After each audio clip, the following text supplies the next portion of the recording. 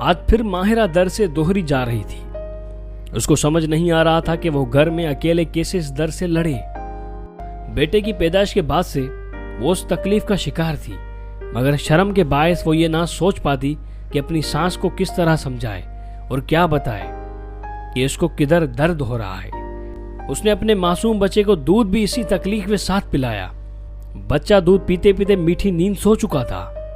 اس نے بچے کو اس کے پالے میں لٹایا اور گہری سانس بھر کر باورچی خانے کی طرف چل پڑی۔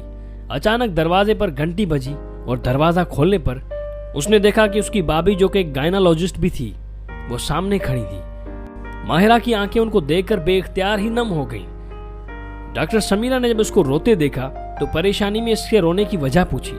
ماہرہ نے اس کو ٹالنا چاہا، مگر وہ بس ضد رہی۔ آخرکار ہار کر ماہرہ نے ان کو بتا ہی دیا کہ عفان کی پیدائش کے بعد اس کی چھاتی پر 2 گٹھیاں نمودار ہو گئی ہیں۔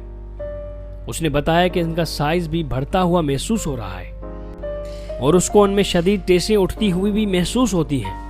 ڈاکٹر سمیرہ ایک تجربہ کار ڈاکٹر تھی۔ انہوں نے فوراً ہی ماہرہ کا معائنہ کیا۔ ان کے ماتھے پر تفکر کی ایک شکن نمودار ہوئی، مگر انہوں نے اسے مہارت سے چھپاتے ہوئے ماہرہ کو کل ان کے ساتھ لیبارٹری ٹیسٹ کے لیے چلنے کے لیے کہا۔ ماہرہ نے ان سے کہا کہ وہ اس کی سانس اور میاں سے اجازت لیں۔ ڈاکٹر سمیرہ نے ان دونوں کے گھر واپس آنے پر کچھ اس طریقے سے بات کی کہ وہ ماہرہ کو چند روز میکے میں گزارنے کی اجازت مل گئی۔ اگلے روز ڈاکٹر سمیرہ ماہرہ کو لے کر لیبارٹری گئیں اور سی ٹی اسکین کے ساتھ ساتھ انہوں نے گلٹی کی بایوپسی بھی کروائی۔ اگلے 2 دن میں جب ان کو رپورٹس ملی تو ان کا دل ڈوبنے لگا۔ ماہرہ کو اسٹیج 1 کینسر کی تشخیص ہوئی تھی۔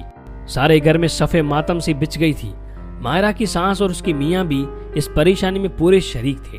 ماہرہ سوچ بھی نہیں سکتی تھی کہ بظاہر ڈسپلنک دکھائی دینے والی اس کی سانس سے اتنا پیار کرتی تھی۔ ان سب نے مل کر ماہرہ کو شوکت خانم میموریل ہسپتال میں جانے کا فیصلہ کیا۔ ماہرہ کی سرجری اور کیمو تھراپی کا سفر بہت لمبا اور تکلیف دہ تھا۔ ماہرہ سر سے گنجی ہو چکی تھی، مگر اسپتال کے ڈاکٹرز کی محنت اور اس کے گھر والوں کی محبت نے کینسر کو اس کے اندر سے بھگا ڈالا۔ ماہرہ اب 3 خوبصورت بچوں کی ماں ہے، بلکہ شوکت خانم میموریل ہسپتال کی سب سے کارآمد رضاکار بھی ہے۔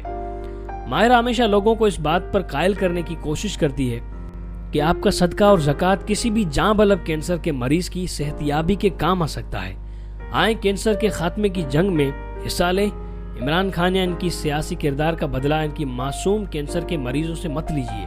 شوکت خانم میموریل ہسپتال عمران خان کی ملکیت نہیں ہے، بلکہ ہمارے اور آپ جیسے لوگوں کے لیے بنایا گیا ہے۔ سوچئے گا ضرور۔